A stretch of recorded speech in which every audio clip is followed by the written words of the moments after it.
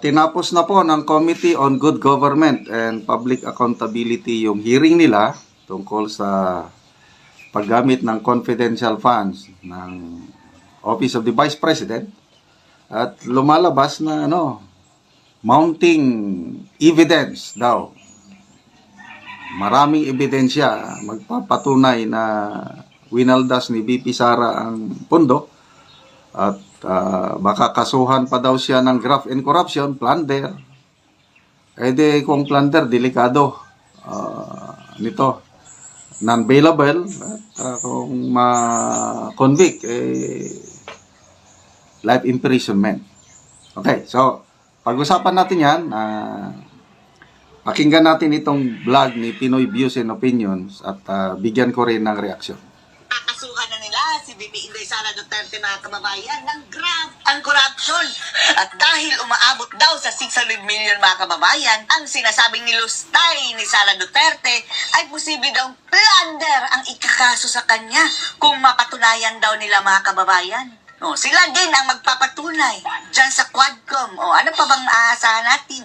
At alam nyo ba, mga kababayan, kung makakasuhan ng plunder si VP Sara Duterte, hindi na po siya pwedeng makapagpiyansa. Kulong siya, mga kababayan, at pwedeng patagalin ang kaso hanggang mabulok siya sa kulungan.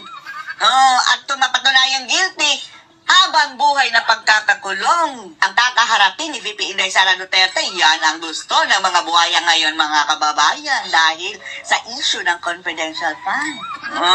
Panoorin po natin na. At base sa aking nakikita, mga kababayan, dahil sila ang nagsabi, kung mapapatunayang nilustay talaga ni Sara, base sa kanilang obserbasyon, mga kababayan, base pa lang sa pinagsasabi ni Erwin Tulfo, mga kababayan, ay mukhang guilty na si Sara Duterte. Si Erwin Tulfo pa na sip-sip yan kay dating Pangulong Duterte dati. Sinasabi na nagabundok na daw ang ebidensya laban kay VP Sara sa kanyang paglulustay ng pera. Panoorin po ninyo. A diversion of attention away from the mounting evidence of fund misuse. Mounting evidence of fund misuse. Gabundok na ebidensya sa paglulustay ni Sara. Yan sabi ni Tulfo. So anong maaasahan natin? Kakampi pa yan ni Digong dati. May judgment na. So ang sabi nila, kapag nakita doon nila, mga kababayan, na ilustay talaga ni Sara, kasuhan ng plunder na walang piyansa. Tungo naman tayo sa huling pagdinig ng... Okay, speaking of the Tulfos, panahon ni PRRD, yung kapatid nila, yung babae, ginawang Secretary of Department of Tourism, di ba? Ibig sabihin, ang mga Tulfos malapit sa mga Duterte. So ngayon, dahil siguro sa interes sa politika, si Senator Raffy Tulfo, yun ang malakas na kalaban ni VP Sara sa 2028. So, yun na.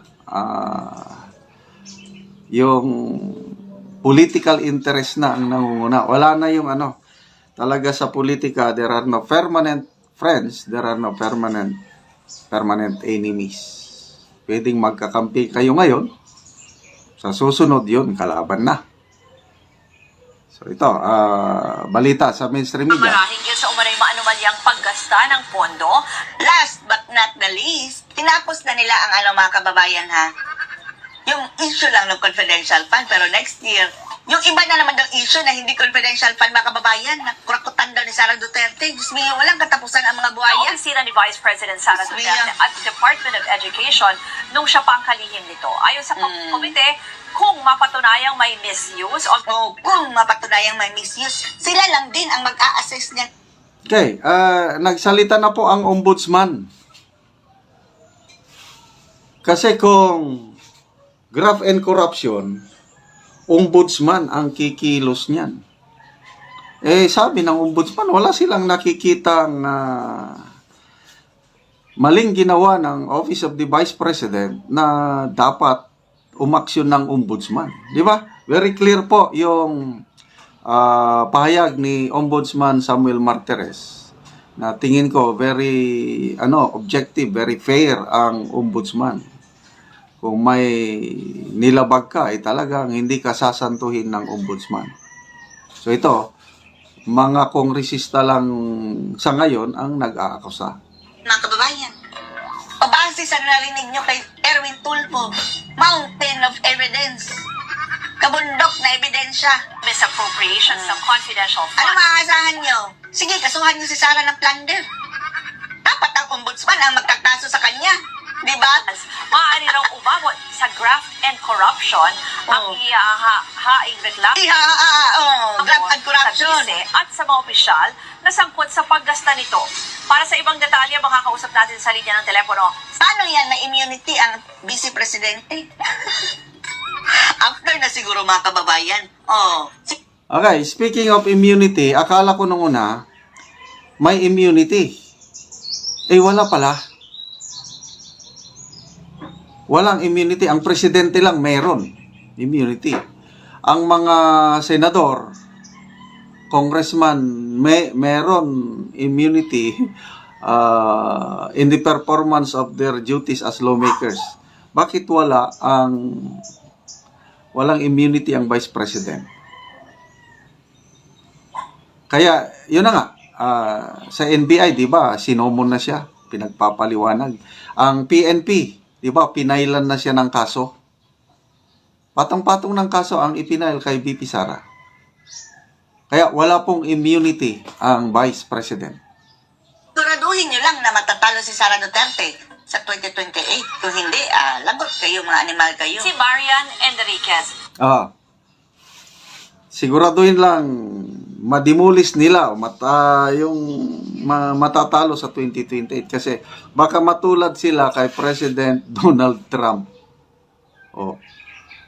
Diba itong panahon ng Biden administration, ang daming kasong ipinatong kay President-elect Donald Trump. Believing na yung mga kaso na yon, may conviction pa nga ang isa Believing na masisira nila ang image ni Trump, mga kaso at saka yung isang conviction. Akala ko makaka-apekto yung conviction, ba't hindi? Ang American public gising. Kaya lalong nanalo si Trump. Overwhelming win laban kay Harris. So, ganito rin dito sa Pilipinas. May similarity, di ba? Patong-patong na kaso ngayon, galingan lang nila. Kasi mag-ala Trump si VP Sara, mananalo sa 2028. Yan, tinanong na yan ni Christian Isguera. Tinanong niya si Congressman Robert Ace Barbers. Hindi ba kayo natatakot sa resback ni VP Sara kung manalo siya sa 2028? Ayun. Very honest naman si Congressman Barbers na that's a reality in politics. Kaya sabi niya, dapat kami mag-ingat. Ibig sabihin mag-ingat yung boto nila sa impeachment complaint kung i-endorse ba ng mga kongresista.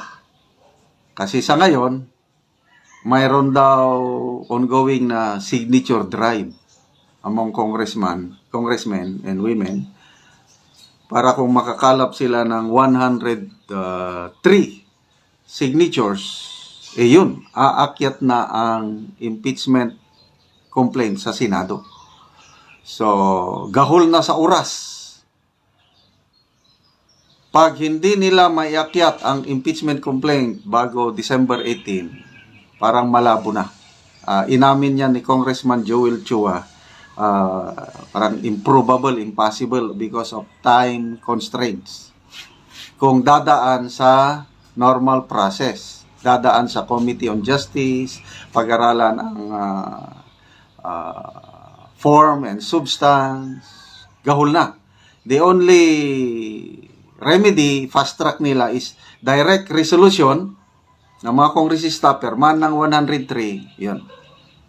Na-impeach na si VP Sara at bahala na ang Senado mag-decide.